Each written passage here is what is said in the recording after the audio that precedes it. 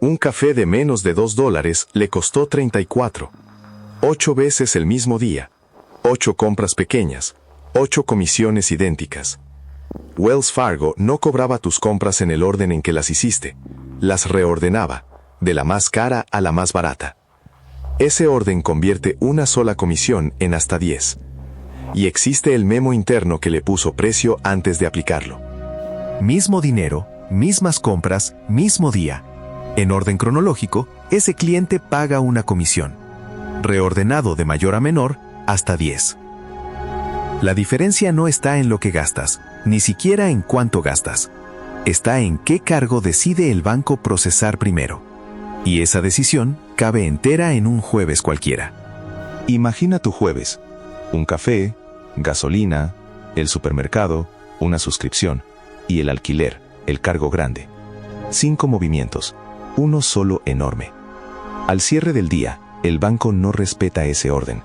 Pone el alquiler primero, vacía la cuenta, y entonces cobra las pequeñas. Todas en rojo, cada una con su comisión. Y esa comisión no depende de lo que costó la compra. Ese es el detalle que lo explica todo. La comisión por descubierto es plana. Cobra lo mismo por un alquiler que por un café de $2. Así que lo único que decide el daño es cuántas veces te la aplican. Haz la aritmética con calma. En orden cronológico, las compras pequeñas se pagan mientras todavía hay saldo. Cuando llega el alquiler, la cuenta se queda corta y salta una sola comisión. Una. Ahora invierte el orden. El alquiler entra primero y se lleva el saldo entero. El café, la gasolina y el supermercado ya no tienen fondos detrás. Cada uno cae en descubierto por separado, y cada descubierto se factura por separado. El dinero gastado es idéntico. El daño se multiplica hasta 10 veces dentro del mismo día. Ese orden tiene nombre técnico. El banco usó otro. En la industria, el método se llama High to Low Processing, procesamiento de mayor a menor. En el contrato que firmaste aparece con otras 3 palabras: orden de procesamiento, neutro, administrativo. Suena a informática, no a tarifa. La letra pequeña no mentía, simplemente no decía qué hacía ese orden con tu saldo. Wells Fargo lo implantó en abril de 2001. No fue una actualización heredada de un sistema antiguo, ni la inercia de un programa viejo. Fue una decisión tomada, aprobada y programada. Y antes de programarla, el banco calculó cuánto iba a rendir. Ese cálculo quedó por escrito. Los memorandos internos del banco se leyeron en el juicio. Según esos documentos, el cambio de orden aportaría unos $40 millones extra el primer año. No es la estimación de un perito hostil, es la previsión del propio banco, en su propio papel, antes de tocar el sistema. Y conviene ver qué se está prometiendo ahí. Un cambio de orden no crea clientes nuevos ni servicios nuevos, no mueve un solo $1 de valor, solo cambia quién cae en rojo y cuántas veces. Cuando un ajuste técnico viene con una proyección de ingresos adjunta, ya no es un ajuste técnico, es un producto. 9 años después, un juez federal leyó ese mismo papel en voz alta. En agosto de 2010, ese juez dictó sentencia en California, tras un juicio sin jurado. Se llama William Alsup. Su lectura del mecanismo fue quirúrgica. Lo describió como un artificio contable, un dispositivo diseñado para convertir una comisión en varias. El tribunal concluyó que la motivación dominante del banco había sido maximizar el número de sobregiros, no la eficiencia, no proteger el cargo más importante del cliente, que era el argumento oficial, multiplicar el conteo. Y en el mismo expediente había otro documento que explicaba por qué salía tan rentable, uno que clasificaba a los clientes. Los documentos internos del banco clasificaban a sus clientes y reconocían algo incómodo. Una minoría muy pequeña generaba una parte enorme de los ingresos por sobregiro. Alrededor del 4% producía cerca del 40% de esas comisiones. En los papeles se les describía como clientes valiosos por su potencial de comisiones. Léelo otra vez. El cliente al que se le acaba el dinero antes de fin de mes no era un problema a corregir, era el segmento rentable. Y el orden de cobro no era un descuido del sistema, era la herramienta que exprimía a ese 4%. una herramienta que al final tuvo precio. El fallo ordenó a Wells Fargo devolver $203 millones. Conviene decirlo con precisión, porque casi todo el mundo lo cuenta mal. No fue una multa de un regulador, fue restitución, dinero que vuelve a los clientes de la demanda colectiva. Y no cubre a todo el país, cubre a los clientes de California que pagaron esas comisiones entre noviembre de 2004 y junio de 2008. Casi 4 años, un solo estado, un solo banco. El tribunal calculó que la práctica movió cientos de millones solo ahí. Tampoco se pagó en el momento, ni de lejos.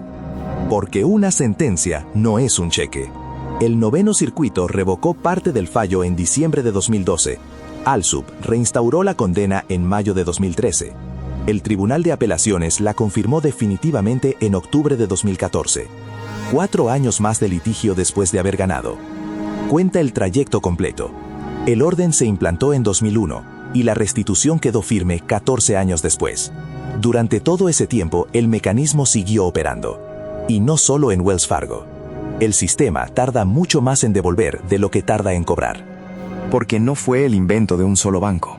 En un litigio consolidado en Florida, decenas de entidades enfrentaron la misma acusación por posponer las transacciones pequeñas. Bank of America acordó pagar $410 millones. Citizens Bank, $137,5 millones. Acuerdos, no condenas. Los bancos pagaron sin admitir responsabilidad y sin que nadie declarara ilegal la práctica fuera de California, porque la prohibición del juez alcanzó a un banco y a un estado. En el resto del país, el orden en que se procesan tus cargos sigue siendo decisión de cada entidad. Que es exactamente por lo que esto no es historia antigua. 15 años después de la sentencia, el mecanismo sigue en pie y solo se ha abaratado. La comisión media por sobregiro en Estados Unidos rondaba los $33 en 2021. Hoy el promedio bajó a unos $27, según Bankrate. Y bajó por presión pública y competencia, no porque alguien lo prohibiera. Varios bancos grandes eliminaron o redujeron el cargo por su cuenta. Otros lo mantienen. El orden de procesamiento sigue escrito en el contrato, en la misma sección aburrida de siempre. Lo que cambió fue el precio unitario. No cambió quién decide el orden, aunque hubo un intento de cambiarlo por ley. Y aquí se cierra el círculo del café de $2. Una norma del regulador federal de consumo iba a topar esa comisión en $5. 5 en lugar de los 34 que le costó el café a ese cliente. El Congreso anuló la norma y la derogación se firmó el 9 de mayo de 2025. Las comisiones por sobregiro y fondos insuficientes siguen superando los $12,000 millones al año en el país. El mecanismo no murió en el tribunal, cambió de estado. Lo accionable hoy, entra en las condiciones de tu cuenta y busca la sección de orden de aplicación de cargos. Si dice de mayor a menor, pregunta por escrito qué criterio aplican y activa las alertas de saldo bajo. Reunamos la evidencia sobre la mesa. Un cambio de orden implantado a propósito, en una fecha concreta. Una proyección de ingresos escrita antes de aplicarlo. Un 4% de clientes etiquetados como valiosos por lo que pagaban en comisiones.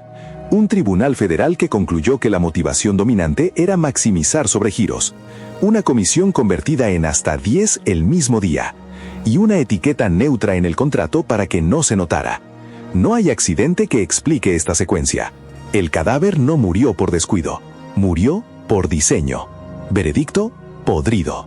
El orden en que te cobran no es un detalle técnico, es una decisión con precio.